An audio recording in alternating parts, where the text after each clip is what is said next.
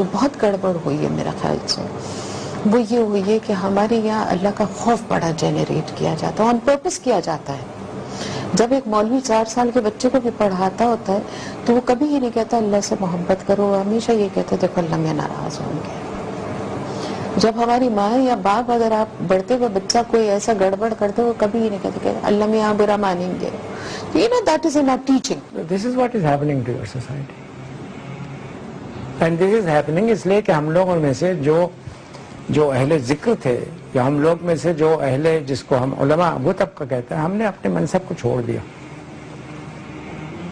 تو ہم خود اپنی پبلسٹی کرتے ہیں اس لیے کہ ہم کو چونکہ اپنی جماعت یا اپنا جو حلقہ اثر ہے اس کو بڑھانا پڑتا ہے، تو اس کے لیے اب ہم رسالے بھی نکالتے ہیں، اس کے لیے اب ہم کوششیں بھی کرتے ہیں، اس کے لیے اب ہم چندے بھی جمع کرتے ہیں، اس کے لیے اب ہم بومپوں پہ اعلان بھی کرتے ہیں۔ ایک بات یاد رکھیں، یہ دنیا تو بہت حقیر معمولی چیز ہے۔ پوری کائنات ہمارے رب کی تخلیق ہے، وہ رب العالمین ہے، یہ سارے عالموں کا رب ہے، یہ سارا کچھ اس کی تخلیق ہے، اور یہ سارا کچھ بہت حسین، بہت خوبصورت، بہت پیچیدہ اور بہت ہی اس قابل ہے کہ اس پہ غور و فکر کیا جائے، اس پہ تفکر اور تدبر کیا جائے۔ قرآن کی 700 سے زیادہ آیات کا تعلق تفکر اور تدبر سے ہے کہ سوچو تو صحیح۔ کیوں؟ آپ جتنا سوچتے ہیں اتنا ہی آپ اللہ پاک کی بزرگی، بڑائی، عظمت، قوت، طاقت، تخلیق کے جوہر کا آپ کو اندازہ ہوتا ہے۔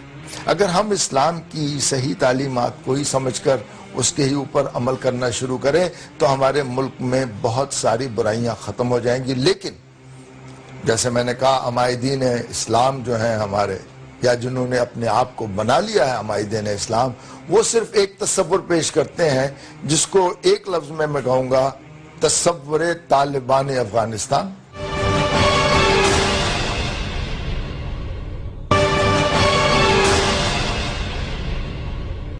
آپس میں اس بنیادی نقطہ نظر پر بھی متفق نہیں کہ مسلمان کی تعریف کیا ہونی چاہیے۔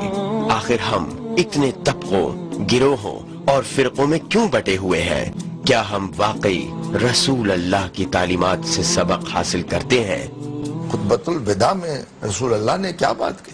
یہی تو کہی تھی کہ تم نہ عرب ہو، نہ اجمی ہو، نہ تم کالے ہو، نہ گورے ہو، نہ عورت ہو، نہ مرد ہو، سب تفریق مٹا کے تم ایک مسلمان ہو۔ جن باتوں کو اسلامی ریاست کی بنیاد کہا جاتا ہے اس میں کسی مسلمان مکتب فکر اور مسلک میں اختلاف ہے ہی نہیں، حتیٰ کہ آپ اہل حدیث اور سلفی اور شیعہ کو بھی اگر لے لیجئے جو کہ اختلاف ہے ان میں شدید ترین فقہ کے حوالے سے مسلمان میں، ان میں بھی اس بات پہ اختلاف نہیں ہے کہ سود اور ربا کا نظام ختم ہونا چاہیے، ان میں بھی اس پہ اختلاف نہیں ہے کہ مسلمان ملت اور امت میں ایک سوشل ویلفیئر کا ایسا نظام ہو اور خلیفہ وقت جو ہے وہ جواب دہ ہو عام انسان کو۔ یہ تمام مسلمان مانتے ہیں کہ ایک فقہ یا دوسرا فقہ کوئی حرام تو نہیں ہے، نقطہ نظر سکول آف تھاٹ ہے۔ فقہ تو ایک بہت ہی ڈیریویٹو چیز ہے، ایک ایسی چیز ہے جو ڈرائیو کی گئی ہے قرآن و سنت سے، ماخذ تو قرآن و سنت ہے اس کا۔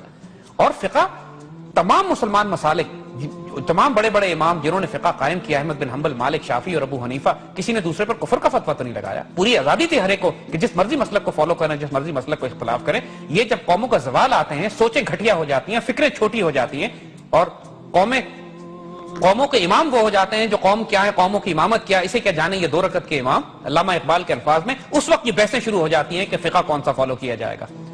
جب مسلک مردان خدا گاہ خدا مست جب وسعت افلاک میں تکبیر مسلسل دے رہے ہوتے ہیں، اس وقت یہ مسائل ان کو تنگ نہیں کر رہے ہوتے، یہ مسائل غلام قوموں کے ہیں۔